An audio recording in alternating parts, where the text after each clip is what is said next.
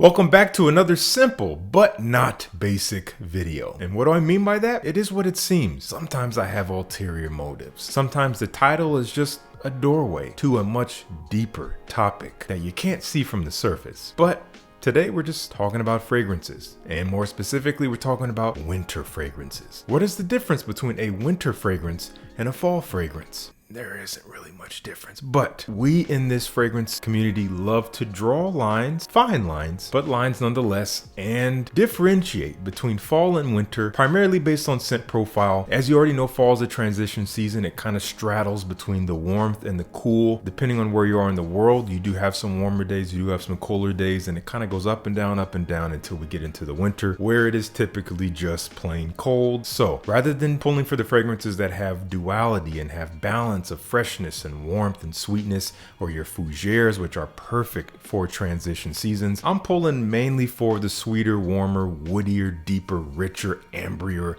more resinous fragrances, smoky even. That's what we're pulling for today, the darker stuff, so to speak. And if you're seeing this on the day it was published, which is November the 29th, 2024, today is Black Friday. Another Black Friday. You know what's coming. Lots of sales and deals. You've already been bombarded from every direction. Congratulations, more is coming right now in your face. But this one's good, because I assume you like fragrances. And FRAGBUY.ca, as they always do every year, they're running their Black Friday sale. They have some of the best deals you can find on the internet. If you're asking me, if you're not asking me, then I didn't say anything, of course. But yes, the sale starts today and it runs all the way through December 1st, 2024, of course, up until 11:59 p.m. Eastern Standard Time. There's all kinds of discounts, all kinds of rewards for loyalty members, some heavily reduced items, and even some new hot releases included in this sale. I'm not going to go through and spout off everything that is amazing about this sale. I'm just going to list it down below in the description, where you can use your good old-fashioned eyes and intellect and read. You'll get the information you need from that, and you can check out what fragrances sound interesting to you. And to aid you in that process, I am going to be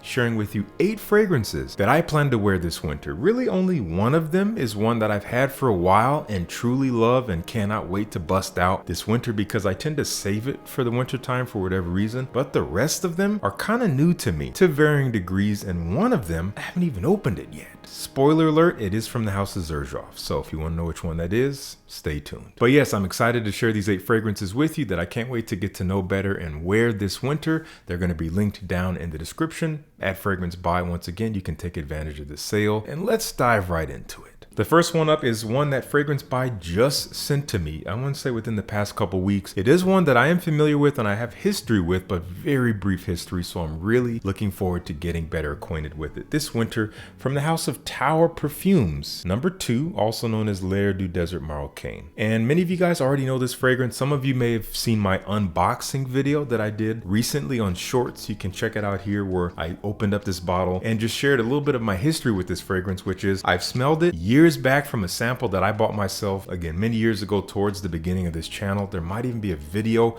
that features me sniffing that sample. I can't remember. It's many videos back, but I knew at the time that I wasn't ready for it. It wasn't something that felt comfortable to wear. It was interesting, it was artistic, but I just was not expanded enough to really appreciate it. But I knew as time had gone on that I would have to come back to this at some point. I'm glad I did, and I can easily say it's a timeless masterpiece. But what does this smell like? This is a beautiful, transportive, textural, resinous, woody fragrance. There's a little bit of an ambery warmth to it. I get some smoky vetiver, but it's primarily made smoky by way of incense. You might just get a lot of incense on your skin. I've heard that from some people. They say they spray it on their skin and it just smells like a church. It smells like churchy incense. Depending on your skin and your nose, that might be all you get, so be warned. But I think most of us will have a pretty balanced experience. On my skin, it's a fairly simple profile. It mostly just dries down to be more woody, and that's because vetiver just comes out on my skin like nobody's business. It just takes over fragrances for some reason. So it becomes a vetiver bomb on me. It may not be the same for you, but it's a very comforting scent. It's a very elegant scent. It's a fragrance that I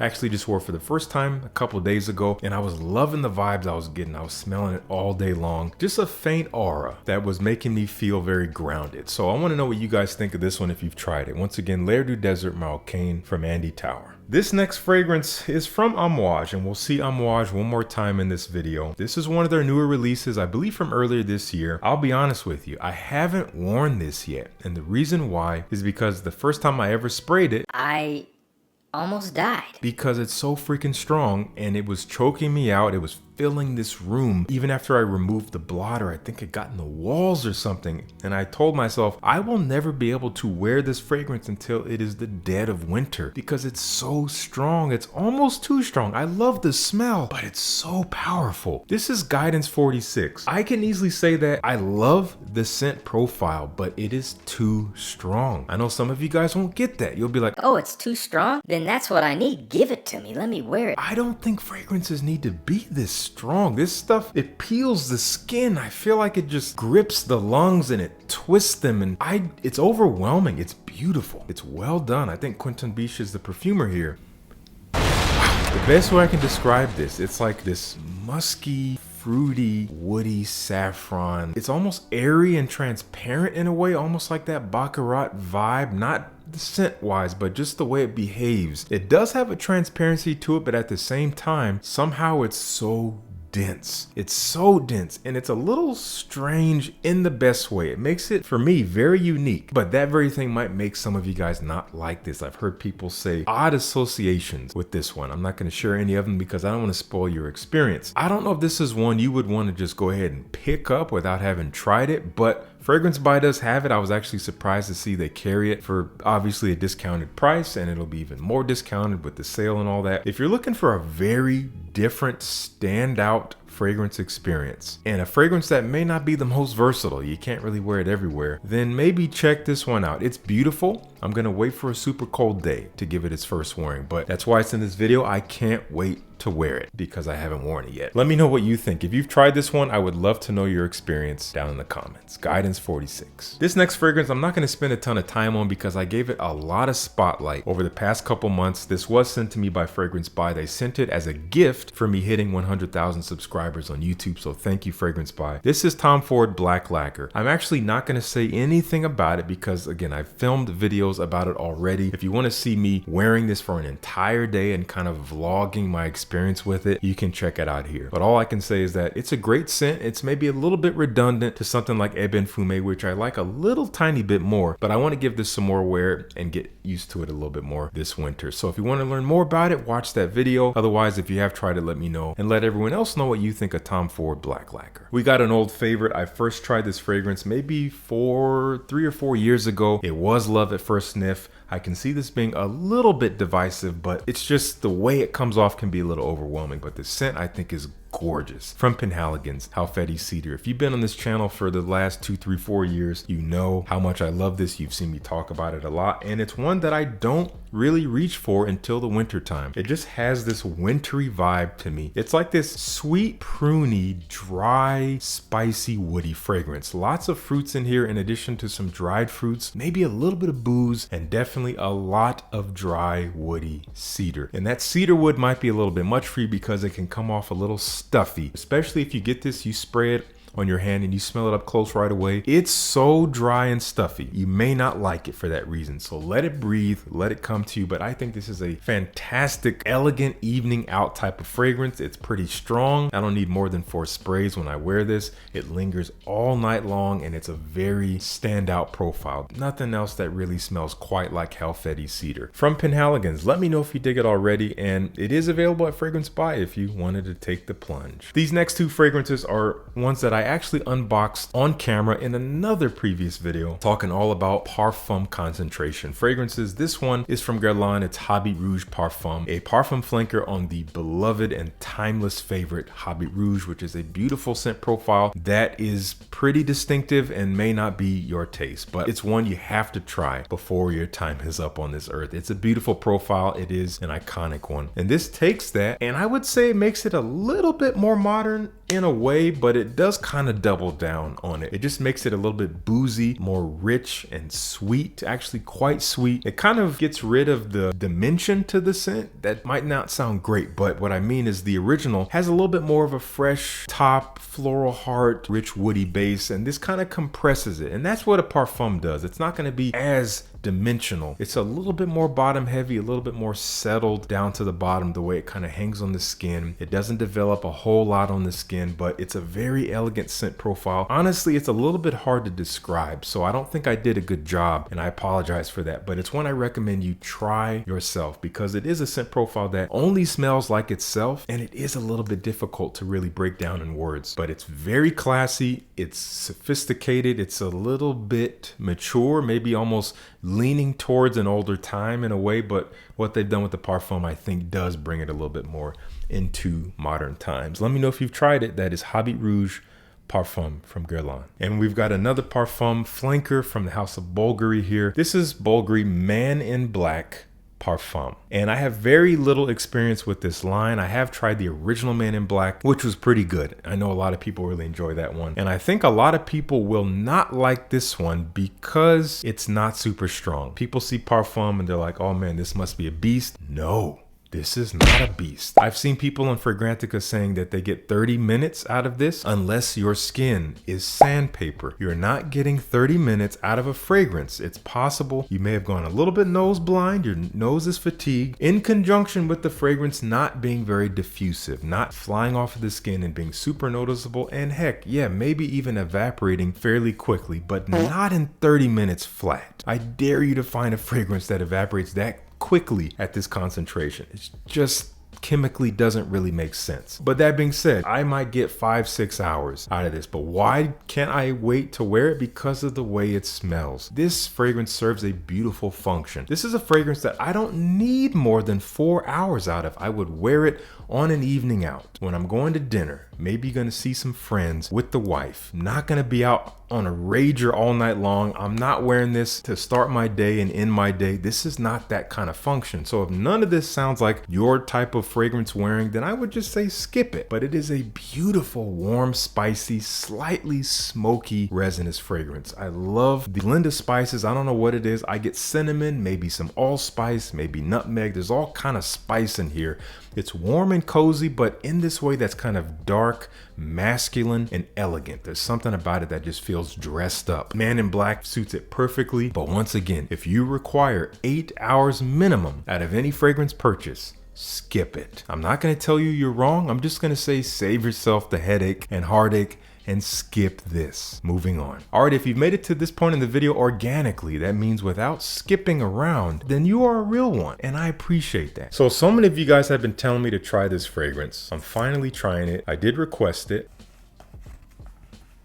Ooh la la. I don't know if you can read it, but this is Richwood. And I did allude to this fragrance in a previous video. I've been saving it for this video. So here's our bottle. That's a beautiful freaking bottle. I honestly don't know anything about this fragrance. Anything other than the fact that maybe there's some wood in it. I'm gonna put this on skin. I think you guys would appreciate that rather than me putting it on a blotter as I normally do for first impression videos. I'm gonna put it right on my hand. Let's see how it does. All right, it's a lot of juice. I'm already liking it.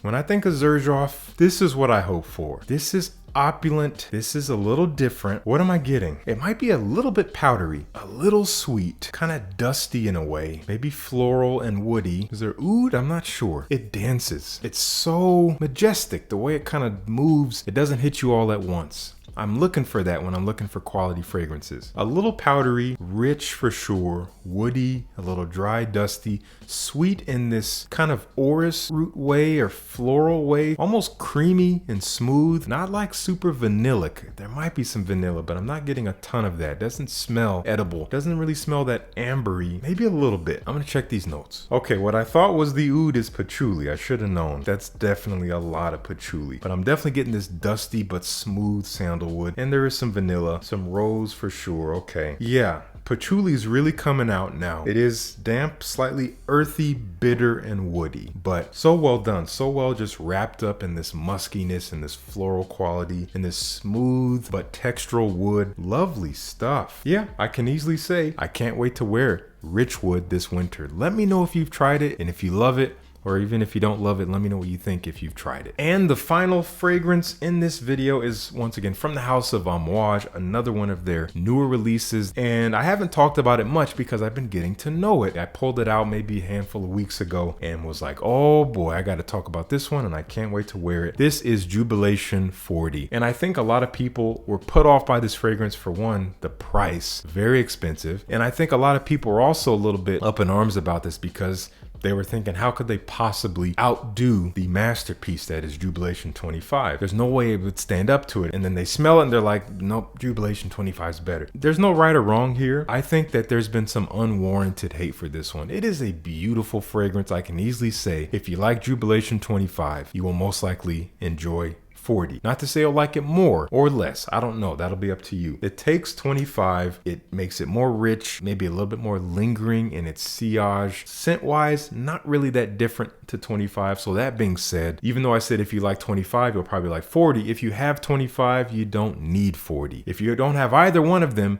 then maybe it's worth sampling both to see which one suits your needs best. And I love them both, but I think I like 40 a little bit more, just a little bit more. It kind of cleans up some of the edges, rounds it out, makes it a little bit more beautiful scent profile. But don't get me wrong, both are phenomenal. Both are timeless, but if you're looking for a deeper experience, maybe check out Jubilation 40. All right, I want to know what you think of these fragrances. If you've tried them, let me know down in the comments. And once again, check out Fragrance Spy's Black Friday sale. There's going to be links in the description to take advantage before it cuts off on December 1st, 11:59 p.m. Eastern Standard Time. And thank you so much for tuning in.